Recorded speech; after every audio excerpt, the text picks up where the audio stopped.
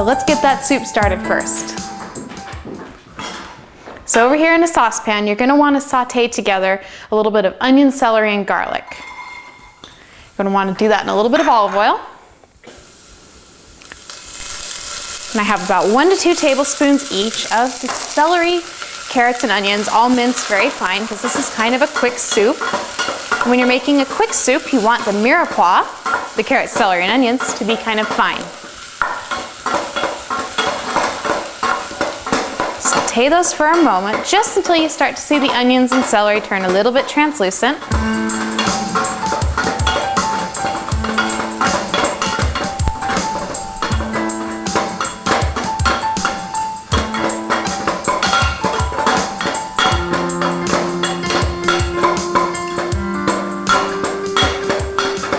Well, this mirepoix is looking nice and happy. It's taken on a bit of a brown tone, which is just fine with this type of soup.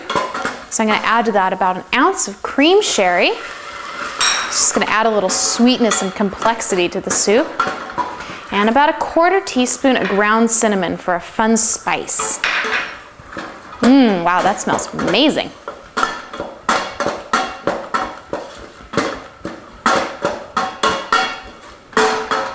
Now we're going to add 1/2 cup of barley. This is pearl barley. It's a fantastic whole grain to work with.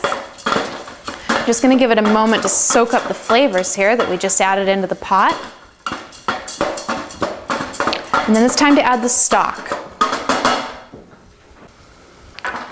Now when I do stocks, I start with my own homemade beef glaze.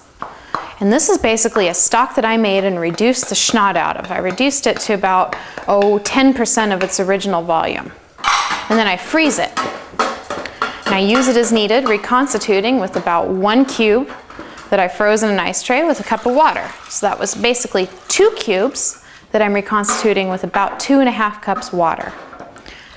There's a link on the website, HotKitchenOnline.com, under blogs called On Stock Cookery, that sort of details out how I like to make stocks and how I like to preserve them. It's a great way for small batch scratch cooking from home. One last ingredient, a bay leaf. You want to put that into the soup.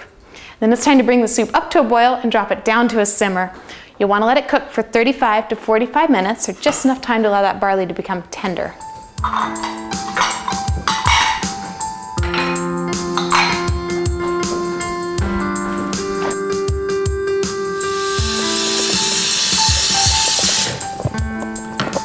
Soup's been simmering for a few minutes now, so let's take a little look at it and see how it's coming along. Ooh, that is amazing. You can just smell the rich aromas of the barley and the mirepoix and the cinnamon and the bay leaf all working together to create a magical, yummy little first course. All right, and at this point, I'm just waiting on the soup to finish.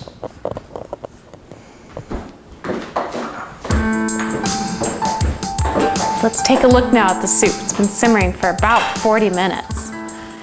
And you can see that the barley has done a great job of soaking up most all of the liquid I added in the first round. So I'm going to go ahead and add about another cup of water.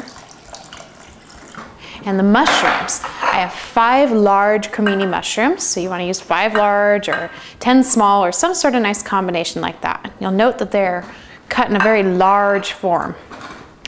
And what you want to do is then just simmer these guys with about 1 tablespoon of soy sauce for about 5 minutes, or until the mushrooms become nice and tender.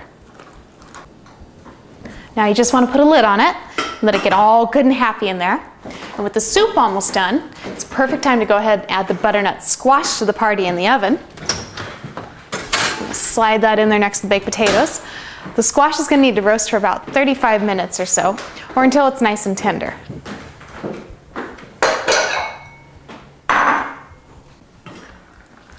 And that looks and smells delicious. Last step to any soup is you want to take a little taste of it and test it for its seasonings.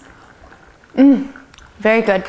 You may want to add just a touch more salt to it. It's going to depend on your taste. And then scoop it out, plate it up. One great thing to note about this soup is that it's delicious with beef stock, and it's also delicious with vegetable stock if you prefer a vegetarian option. And Colin, you're sweetie. Oh, honey. Yes. Hey, it's soup time. Smells so yummy. There you go. Yay. Try some of that. This looks delicious. Very hot. Very hot. Tasty? Yay! Man, this is such a hot kitchen. Yummy.